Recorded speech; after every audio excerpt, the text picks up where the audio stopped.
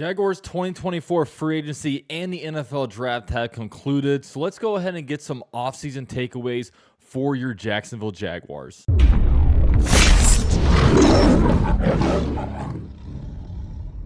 So the Jaguars were extremely active this offseason. Some of the moves that they made between the NFL draft and free agency when it comes to upgrades or just flat out player replacements is replacing Gabe Davis from Zay Jones. They replaced Calvin Ridley with Brian Thomas Jr. They replaced Luke Fortner with Mitch Morse at the center position. Also at QB2, they replaced CJ Beathard with Mac Jones. And when you look on the defensive side of the ball, they added Eric Armstead to the defensive line. I'm not sure if they necessarily replaced anybody because it is a great deal of rotation at that position. Backups Chason and DeJuan Smoot are out, while Travis Gibson and DJ Coleman are in. Also, Darnell Savage and Ronald Darby are your two new cornerbacks on the nickel and boundary, and they got replaced previously from Darius Williams and Trey Herndon.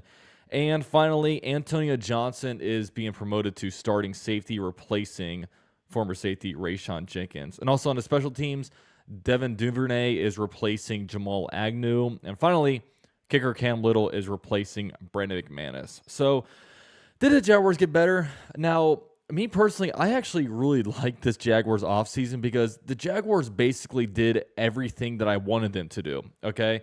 The big thing was you had to replace Luke Fortner. I mean, that's something that everybody unanimously agreed on. It didn't take really any kind of expert analysis to be able to say that one. But the next ones is that I was really someone who didn't want to keep Calvin Ridley. I knew his price tag would be kind of high, and I thought getting Gabe Davis for a little bit cheaper was going to probably be the better option. And honestly, overall, Calvin Ridley was just never a fit with this offense. I mean, he was a guy that dropped a lot of crucial balls. He was a guy that could not really escape man coverage. And just overall, him on this offense, while he felt like a good player, just kind of felt like a square peg in a round hole on this team. And him and Christian Kirk just didn't complement each other the way we kind of wanted to. So I know I kind of got in late trying to, kind of want to keep Calvin Ridley because the fan in me took over. I just didn't want to see him going to another team. But I think the way it all worked out in the Jaguars' favor. And finally, the next thing, I wanted the Jaguars to make a big splash on the defensive line. And the moment I heard Eric Armstead was becoming available, that was a guy that I wanted to get. And luckily, the Jaguars were able to snag him. And he will be a big addition to the Jaguars' defensive line, especially on the interior, where the Jaguars did not have very good play at that spot last year. And also, the whole entire process, I was wanting Brian Thomas Jr., basically since the beginning, and, especially after losing Calvin Ridley, I said, okay, it's time to pivot. It's time to look toward the draft. As nice as it would be to get a Rome Odunze or a Malik Neighbors, it's a little bit unrealistic to trade up that far. And thinking about what the Jaguars would have had to give up and where the Jaguars are currently, I just wasn't sure if that really should have necessarily been the move. So the Jaguars wind up going after Brian Thomas Jr. in the draft and even trading back to get him to 23 and accumulating more draft picks. So, the delta between what the Jaguars would have had to give up to get one of those top receivers versus moving back and all the things that the Jaguars collected, I mean, they got a great deal of value there. And, I don't think that – I think that the gap between the top three and Brian Thomas Jr., to me, isn't as big as the gap between Brian Thomas Jr. and the next wave of wide receivers. So I think the Jaguars did a really good job there of being able to play that one and get a guy like Brian Thomas Jr. And finally, I want to get a kicker in the draft. I'm tired of this musical chairs at the kicker position with the Jaguars, and finally the Jaguars, do get a kicker in Cam Little, and, the guy was pretty electric in college. Let's just hope that it translates to the NFL. And you never know with kickers, you just kind of have to wait and see. So, did the Jaguars get better? I did think that overall the Jaguars got better, and like I said, they kind of did a lot of the stuff that I wanted them to do. But there are areas that I'm worried about, and look, on the offensive line, the Jaguars did not do a lot on the offensive line to really get a whole lot better, okay?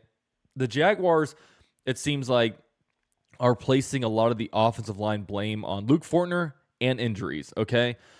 Because all they really did on the offensive line was replace Luke Fortner with Mitch Morse. You keep around Ezra Cleveland. You restructure Brandon Sheriff. You're gonna run it back with whoever at left tackle, and you still have Anton Harrison. So with this one, we just gotta hope that we stay healthy, okay? Because the Jaguars are kind of thin right now, especially on the interior of the offensive line. Because it feels like at the tackle game, we're probably pretty good on there because we have two starter caliber players that can play left tackle with Walker Little and Cam Robinson, and you also drafted Javon Foster in the 4th round, and you have Anton Harrison at right tackle. So you're pretty good there. But, if the Jaguars sustain an injury at the interior of the offensive line, who are you going to have coming in there? You're probably going to have maybe a Walker Little shift over to his unnatural position, or you're going to have a Tyler Shatley come in. If Mitch Morse gets hurt, then here comes Luke Fortner. You know what I mean? So hopefully the Jaguars stay healthy so that doesn't need to happen. I'm also a little bit worried about the outside cornerback spot. Now, they definitely upgraded nickel. Darnell Savage will play nickel, and you also drafted Jarius Jones in the 3rd round. But, those guys are interior cornerbacks. On the boundary, you have guys like Tyson Campbell, Ronald Darby, DeAndre Prince, and Monteric Brown. With those guys, are you better at the outside cornerback spot with losing a Darius Williams? I don't know. We'll just have to see. And also, I'm seeing potentially a 3rd edge rusher. Last year the Jaguars didn't get any production out of the 3rd edge rusher spot. Now, being able to have an Eric Armstead will definitely help out the pass rush because last year the only guys that were really causing havoc was Josh Allen and Trayvon Walker. But now, being able to have Eric Armstead will definitely improve in the pass rush category. And you also, added on Mason Smith in the 2nd round. And let's see if he can have any impact on getting after the cornerback. So those are a few spots that I would be worried about. Now, one thing that's actually pretty surprising is that per Demetrius Harvey, the Jaguars actually right now have the 3rd most effective cap space at $27 million available. So the Jaguars could definitely still make some moves. I mean, there are a few cornerbacks available. You have Steven Nelson, formerly of the Houston Texans, Xavier Howard of the Miami Dolphins. You still have Stephon Gilmore out there, who's a bit of a journeyman. But, do you have some additions that you can make to that cornerback room that could help out the Jaguars if, maybe they want to get a guy to back up a Ronald Darby or do something in that category? Also at guard, I would definitely make a move at guard. You have guys like Dalton Reisner out there. Also, you have Connor Williams available. Like I said, you're paper thin at interior offensive line depth, so I think that you should have somebody in there just in case Brandon Sheriff gets hurt again, like he pretty much has his whole entire Jaguar career. So those are a couple things that I'd be doing. Also, unfortunately, this time last year, it seemed like there were a lot of edge rushers available at this time. Now it's kind of thin. Do you want to run it back and bring the mayor, Calais Campbell, home? There's also Emmanuel Ogbah. Last year you had guys like Leonard Floyd available, Jadeveon Clowney. This year it's not as deep there. So will the Jaguars want to make a move there? We'll just have to see. Now, when it comes to really this season, it's very, very boomer bust for the Jaguars. Okay, Trent Baalke, he went for traits, and, this is just kind of how he is. So, every year you're going to see the Jaguars in that, loser category for the NFL draft because, he drafts guys based on traits over really production. And, a lot of stuff can seem like reaches to him when he sees a guy that's a freakish athlete. And, you just have to see how it plays out. Now, this isn't necessarily a bad strategy. It's just Trent Baalke's strategy. But with this one, I have killed past drafts of him just because I think he goes after I just think he went after too many positions that were just questionable, like going after RB2, maybe going after a tight end too early. He goes after a linebacker on day 2 when, you just traded up for one on day 1. Things like this when it comes to drafting positions that weren't necessarily a need and also just aren't super premium, like RB2, like I said, RB2 on day 2. I just don't know about that. But when you look at this one, the Jaguars in this draft went wide receiver, defensive tackle, cornerback, offensive tackle, defensive tackle, cornerback, running back, kicker, and edge rusher. So, all those spots except for maybe like running back were definitely all things that the Jaguars needed. So, I think at the very least he went for good positions. Now we'll just see if those guys hit their potential. Because look, man, if they hit their potential, this is going to be a really good draft because these guys are drafted based on potential. They're drafted based on if they can get the football IQ up to par with their physical abilities, they're going to be elite. And, if he nails this draft, we're going to have a cheap wide receiver 1 with Brian Thomas Jr. We're going to have an eventual Eric Armstead replacement with a Mason Smith, so we can kind of have that smooth transition. You also have Javon Foster as our future left tackle. Cam Robinson and Walker Little are both on contract years, so it'd be great to be able to have a fourth round left tackle slide in there, so you don't have to kind of scramble to see how you're going to solve that position next year. You also have a kicker who will hopefully be the Jaguars kicker for the next 10 years. Hopefully we have some stability at that spot. So, and, you have some big dudes. You also have Jordan Jefferson on the interior of the defensive line who should always be in a rotation. And, do you have your future at cornerbacks? You're going to hopefully pay Tyson Campbell. And then do you have a cheap nickel with Jarius Jones? Does Deontay Prince eventually turn into a, outside cornerback? I'm not going to bank on that because he was just a 5th-round pick. But you never know. The Jaguars were very high on him, had pro day visits, had a top 30 visits. The Jaguars see something in him that a lot of other teams just don't. So maybe he becomes something.